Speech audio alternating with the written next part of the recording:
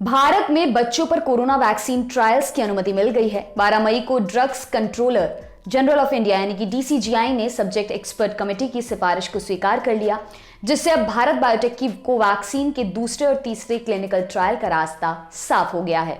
ये clinical trial 2 से 18 साल की उम्र वालों पर किया जाएगा। Trial AIIMS Delhi, AIIMS Patna और Meditrina institute of medical sciences Nagpur में 525 लोगों पर किया जाएगा। भारत बायोटेक को फेज 3 का ट्रायल शुरू करने से पहले फेज 2 का पूरा डेटा उपलब्ध कराना होगा। इस रिपोर्ट में हम ये जानने की कोशिश करेंगे कि बच्चों पर वैक्सीन के क्लिनिकल ट्रायल क्या वैसे ही होंगे जैसे एडल्ट्स पर हुए हैं, और इसे समझने के लिए हमें पहले ये जानना होगा कि एडल्ट्स पर वैक्सीन का ट्रायल कैसे होता है। आइए जानते हैं।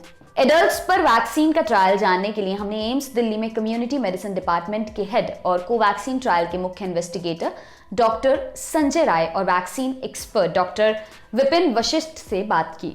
डॉक्टर संजय राय ने बताया कि जब कोई भी नई ड्रग या वैक्सीन डेवलप होती है तो पहले उसे लैब में टेस्ट करते हैं। उदाहरण के लिए SARS-CoV-2 जो कोविड फैला रहा है, इसके वायरस को आइसोलेट कर लेंगे। प्रयोग के तौर पर पहले जानवरों को देंगे, देखेंगे कि जानवरों में इस वायरस को देने के बाद कोई एंटीबॉडी बन रही है या नहीं। कहीं ऐसा तो नहीं है कि जानवरों की मौत हो जा रही है या कोई रिएक्शन हो रहा है। हम ये भी देखते हैं कि जानवरों में वैक्सीन बचाव कर पाती है या फिर नहीं। इसको प्री क्लिनिकल ट्रायल्स कहते हैं। इसके बाद क्लिनिकल ट्रायल होता है। इसमें 4 स्टेजेस होते हैं।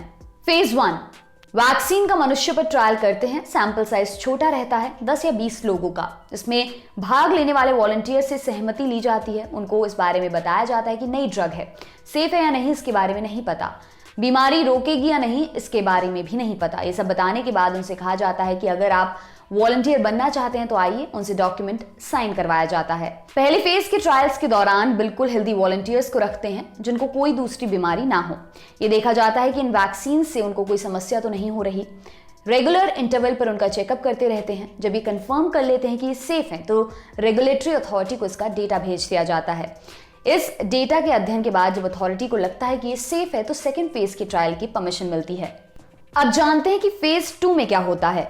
फेज 2 का सैंपल साइज फेज 1 से बड़ा होता है। इस क्लिनिकल ट्रायल में भी सबसे पहले सेफ्टी देखी जाती है। देखते हैं कि वॉलंटियर्स में एंटीबॉडी बन रही है या फिर नहीं। इसमें अलग अलग डोज देकर देखा जाता है कि कैसा रिस्पॉन्स मिल रहा है। फेज 3 थर्ड फेज का सैंपल साइज काफी बड़े लेवल पर होता है। कोवैक्सीन की बात करें तो 26,000 के आसपास सैंपल साइज था।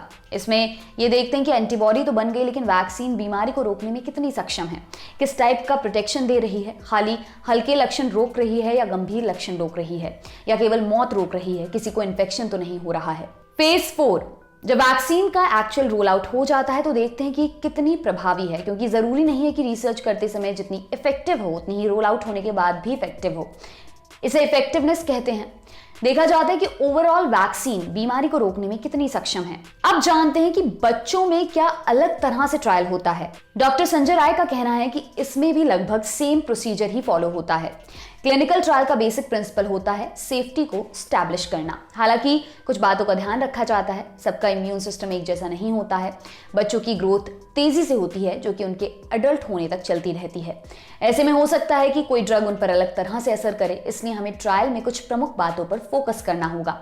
हमें देखना होगा कि एडल्ट्स के मुकाबले बच्चों को वैक्सीन की कितनी डोज दी जाए। ये इसलिए क्योंकि बच्चे अभी विकसित होने की स्टेज में होते हैं। बच्चों और बड़ों का इम्यूनिटी लेवल भी अलग अलग होता है, इसलिए ये भी देखने योग्य होगा कि वैक्सीन किस तरह से उन पर रिएक्ट करती है।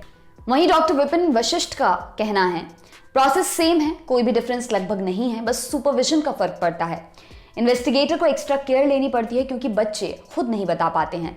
अगर किसी को साइड इफेक्ट हो रहा है तो खुद नहीं बता पाएंगे, एडल्ट तो अपने आप बता देते हैं। ट्रायल के लिए बच्चे वॉलंटियर्स कैसे बनते हैं।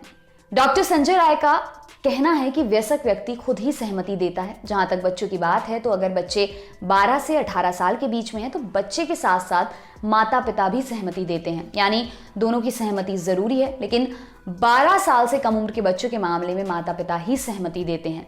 इसकी कंप्लीट वीडियो रिकॉर्डिंग होती है। इसमें माता पिता को एक एक बात बताई जाती है। अब ये भी जानते हैं कि बच्चों में ट्रायल पर कितना वक्त लगेगा। डॉक्टरों का कहना है कि उतना ही वक्त लगेगा जितना बड़ों में लगा था। फाइनल नतीजे आने में 4 से 6 महीने लग सकते हैं। बच्चों के लिए वैक्सीन की क्या जरूरत है। सबसे बड़ा सवाल है कि बच्चों को वैक्सीन देने की क्या जरूरत है। डॉक्टर संजय का कहना है, क्या बच्चों में सिवियरिटी ज्यादा हो रही है? अभी तक जो एविडेंस है वो बता रहे हैं कि बच्चों में सिवियर मामले ना के बराबर आए हैं। जहां तक इन्फेक्शन का सवाल है, बच्चे बड़ों से ज्यादा इन्फेक्ट हो चुके हैं। ऐसे में ये देखने वाली बात है कि वैक्सीन का वैल्यू एडिशन क्या है। ये भी देखने वाली बात है कि अगर थर्ड वेव आती है तो ये वैक्सीन काम करेगी या फिर नहीं। हालांकि उनका कहना है कि रिसर्च करके एविडेंस जनरेट करना जरूरी है कि अगर कल को जरूरत पड़ जाए तो क्लिनिकल ट्रायल करने के लिए हमारे पास समय नहीं होगा, 6 महीने और लगेंगे।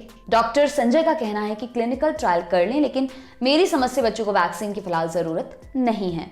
वहीं डॉक्टर विपिन वशिष्ठ का भी मानना है कि एकदम छोटे बच्चों के लिए वैक्सीन ड्राइव नहीं चलाई जानी चाहिए। उनका कहना है 6 महीने से लेकर 5 साल तक के बच्चों के लिए जरूरी नहीं है कि वैक्सीन लगाएं। यह अनावश्यक रूप से बीमारी को पुश करने वाली बात है। बच्चों को हल्के लक्षण दिखे हैं, वैक्सीन लगाने से बच्चों की नेचुरल इम्यूनिटी खत्म हो सकती है। वहीं ये रिसोर्सेज की भी बर्बादी है। इस पर बहस होनी चाहिए कि वास्तव में 6 महीने से 5 साल तक के बच्चों के लिए वैक्सीन की जरूरत है या फिर नहीं। कनाडा दुनिया का पहला ऐसा देश है जिसने बच्चों को वैक्सीन लगाने की इजाजत दी है। अमेरिका में भी फाइजर बायोएनटेक की कोरोना वैक्सीन को 12 से 15 साल के बच्चों को लगाने की इजाजत मिल गई है। वैक्सीन बनाने वाली कुछ और कंपनियों को भी जल्द ही ये परमिशन मिलने वाली है। आपके लिए तमाम जानकारी इकट्ठा की हमारे साथी डेविड ने। मेरा नाम है दिव्यांशी। शुक्रिया।